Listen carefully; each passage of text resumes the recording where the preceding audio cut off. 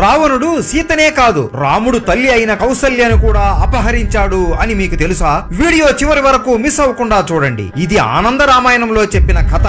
నేను రావణ మహారాజుని. రోజులాగే శివయ్యకు అభిషేకం మరియు పూజలు చేసి వచ్చి నా భవనంలో నేను పడుకున్నాను. నిద్రపోతున్నప్పుడు ఎవరో ఒక రాజకుమారుడు బాణం పట్టుకుని వానరులతో లంకని ధ్వంసం చేసినట్లుగా కల వచ్చింది. నిద్ర లేచి మొదటగా నేను నవ్వుకున్నాను. ఒక మానవుడు, నీచుడైన ఒక మానవుడు ఈ లంకాధిపతి రావణుడిని చంపుతాడా?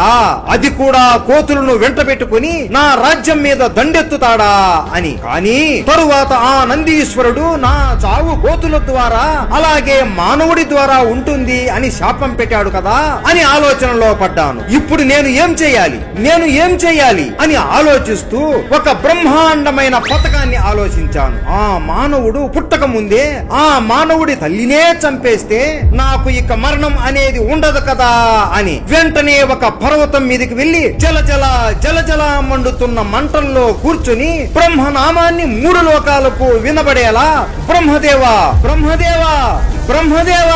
అని గట్టిగా స్మరించాను. అలా కొన్ని సంవత్సరాలు ఏమీ తినకుండా కదలకుండా మంటల్లోనే కూర్చొని తపస్సు చేశాను. దెబ్బకి ఆ బ్రహ్మ నా తపస్సుకు మెచ్చి ప్రత్యక్షమయ్యాడు.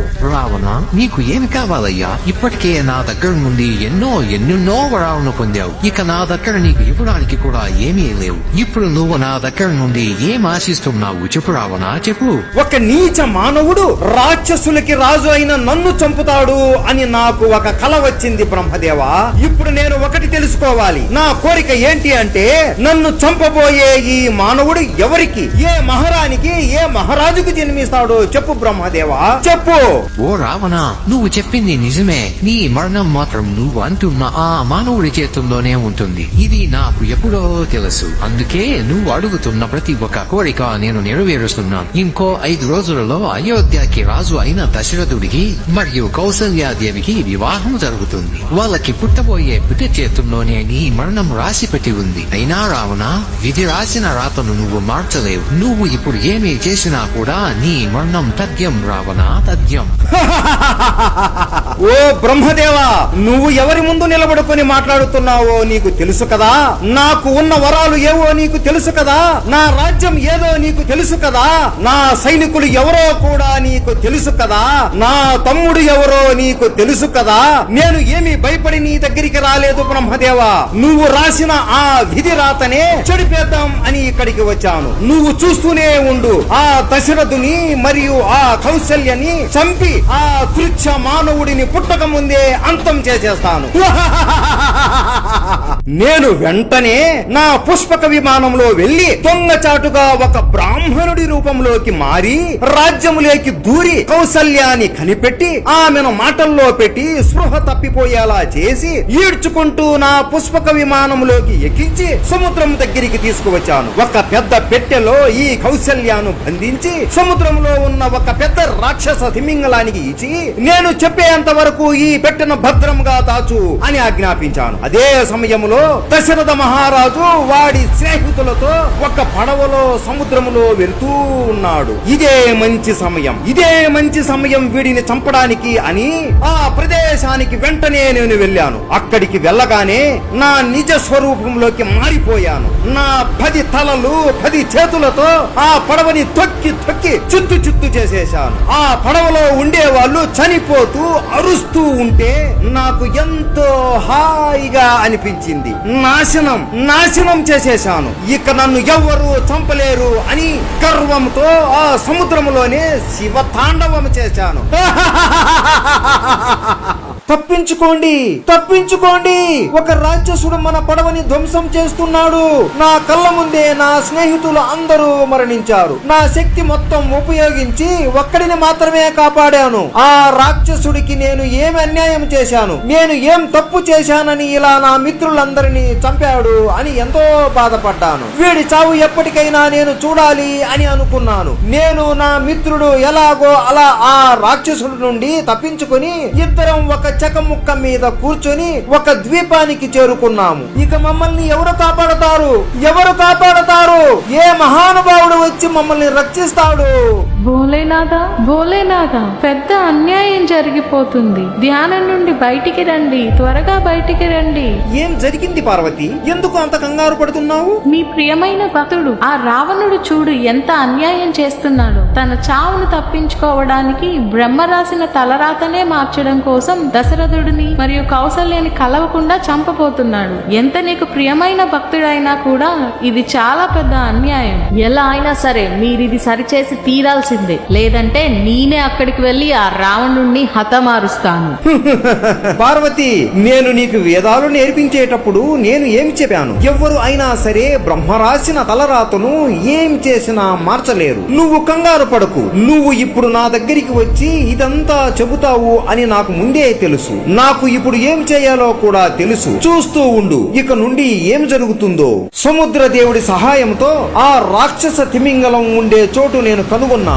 మెల్లగా ఆ సముద్రములోకి నడుచుకుంటూ నా శరీరాన్ని మహాతిమింగలంలా మార్చుకొని సరివేగముగా ఆ చోటుకి చేరుకున్నాను. నన్ను చూడగానే భయంతో ఆ రాక్షస తిమింగలం కౌసల్యాదేవి ఉన్న పెట్టెను తీసుకుని పారిపోయింది. కానీ నేను నా శక్తి ఉపయోగించి దాని ముందుకు వెళ్లి మర్యాదగా ఆ పెట్టెను నాకు అప్పగించి వెళ్ళిపో అని చెప్పినా కూడా ఆ తిమింగలం మాట వినకుండా యుద్ధానికి దిగింది. ఇక నాకు కోపం వచ్చి ఆ తిమింగలంతో యుద్ధం చేసి ఓడించి ఆ పెట్టెను తీసుకుని తిమింగలంకు ప్రాణభిక్ష పెట్టాను. ఆ తిమింగలం అక్కడ నుండి పారిపోయింది. అప్పుడు నేను వెంటనే ఆ పెట్టెను తీసుకుని దశరథుడు ఉండే ద్వీపం దగ్గర పెట్టేసి కౌసల్యాదేవి గొంతుతో గట్టిగా దశరథ మహారాజా, ఓ దశరథ మహారాజా అని గట్టిగా అరిచి వెళ్లిపోయాను. ఇదంతా పారిపోయిన ఆ రాక్షస తిమింగలం దొంగచాటుగా చూస్తుంది.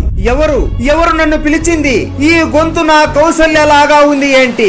నా కౌసల్యాదేవి ఇక్కడ ఏం చేస్తోంది? ఇవన్నీ ఆలోచిస్తూ ఆ గొంతు ఏ వైపు నుండి వచ్చిందో అక్కడికి నేను మరియు నా మిత్రుడు వెళ్ళాము. అక్కడికి వెళ్లి చూస్తే ఒక పెట్టె ఉంది. ఏంటి ఇది? ఒక పెట్టెలాగా ఉంది. ఇక్కడికి ఈ పెట్టె ఎలా వచ్చింది? ఏముందో చూద్దాం అని ఆ పెట్టె తెరిచాను. లోపల ఎవరు ఉన్నారో చూసి ఆశ్చర్యపోయాను. ఇంకో 4 రోజుల్లో నేను పెళ్లి చేసుకోబోయే నా కౌసల్యాదేవి ఆ పెట్టెలో ఉండడం చూసి ఆశ్చర్యపోయాను. వెంటనే కౌసల్య కౌసల్య అని గట్టిగా అరుస్తూ ఆమెను లేపాను. కౌసల్య లేచి నన్ను చూస్తూ ఏడుస్తూ జరిగింది మొత్తం వివరించింది. ఇక ఆలస్యం చేయకూడదు, ఇక మనం విడిపోకూడదు కౌసల్య, మనం ఇక్కడే పెళ్లి చేసుకుందాం అని ఇద్దరం అక్కడే పెళ్లి చేసుకున్నాము. అప్పుడు ఆకాశం నుండి ఒక గొంతు వినబడింది. చెప్పేది సరిగ్గా వినండి, మీ ముగ్గురు ఆ పెట్టెలోకే వెళ్లి దాక్కోండి, మీ ఇంటికి చేరుతారు.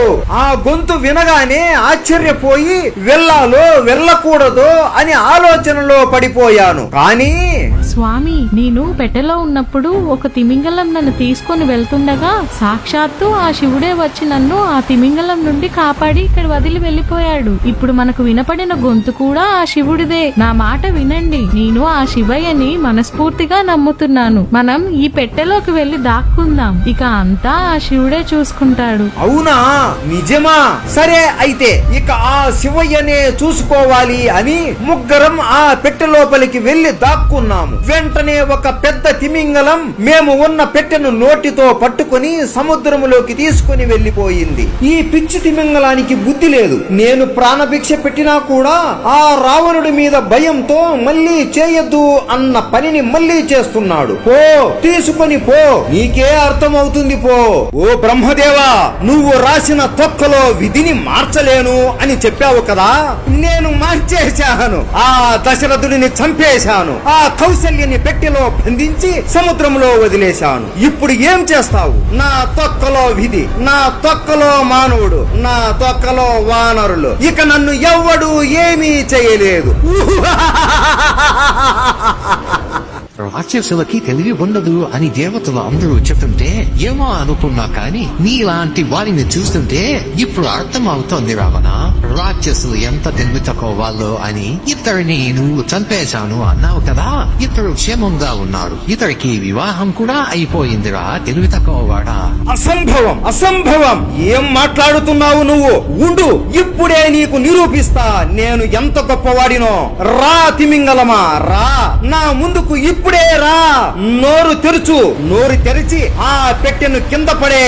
ఆ పెట్టె దగ్గరికి వెళ్లి తెరవగా దివ్యమైన వెలుగు వచ్చింది. నా కళ్ళు కూడా కొన్ని నిమిషాలు కనబడలేదు. ఆ పెట్టెలో నుండి ఒక్కరు కాదు, ఇద్దరు కాదు, ముగ్గురు బయటికి వచ్చారు. ఆ కౌసల్య, ఆ దశరథుడు, అలాగే ఆ దశరథుడి మిత్రుడు. వాళ్ళని చూసి ఆ తిమింగలం వైపు చూడగా ఆ తిమింగలం జరిగింది మొత్తం చెప్పింది. కోపంతో ఆ తిమింగలాన్ని నా కంటి చూపుతోనే భస్మం చేసేశాను. అదే కోపంతో ఆ ముగ్గురిని చంపబోతుండగా ఆకాశం నుండి ఉరుములు మెరుపులు వచ్చి ఒక త్రిశూలం వాళ్ళ ముందు నిలబడుతుంది. ఆ త్రిశూలాన్ని చూసి మోకాల మీద నిలబడిపోయాను. నేను ఏదో తెలియని శక్తి నన్ను లేవకుండా చేస్తోంది. నా చిటికెన వేలు కూడా నేను కదపలేకపోతున్నాను. అప్పుడు ఆ బ్రహ్మ చెప్పిన మాటలు విని ఆశ్చర్యపోయాను. ఓ రావణ, నేను చెప్పాను కదా, నేను రాసిన విధిని ఎవరు మార్చలేరు అని. నువ్వు కాదు కదా ఈ సృష్టిని సృష్టించిన ఆ శివుడు, విష్ణువు కూడా మార్చలేరు. నువ్వు ఆ పెట్టెలో కేవలం ఒకరిని మాత్రమే పెట్టావు. కానీ ఆ పెట్టెలో నుండి ఇప్పుడు ముగ్గురు బయటికి వచ్చాడు. అదే వాళ్ళకి ఏమైనా జరిగితే ఆ పెట్టెలో నుండి ఆ శివుడు కూడా రావచ్చు, లేదంటే నిన్ను చంపబోయే ఆ మానవుడు కూడా ఇప్పుడే రావచ్చు. నోరు మూసుకొని వీళ్ళని క్షేమంగా అయోధ్యలో వదిలేసి ఈ కొన్ని సంవత్సరాల అయినా మనశ్శాంతిగా బ్రతుకోపోరా. పోయి బ్రతుకో, ఇక్కడ నుండి వెళ్ళిపో.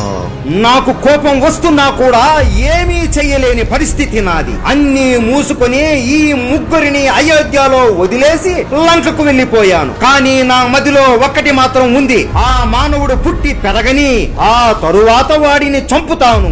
ఈ కోపం మొత్తం వాడి పైన చూపిస్తాను. వాడి చావు ఎలా ఉంటుందో ఊహించలేరు మీరు. రక్తపాతం ఏంటో చూపిస్తాను. ఆ మానవుడి పేరు ఏంటో మీకు తెలుసా? తెలిస్తే కామెంట్ చేయండి. నేను ముందే తెలుసుకొని ముందు జాగ్రత్త పడతాను. హర హర మహదేవ, శంభో శంకర.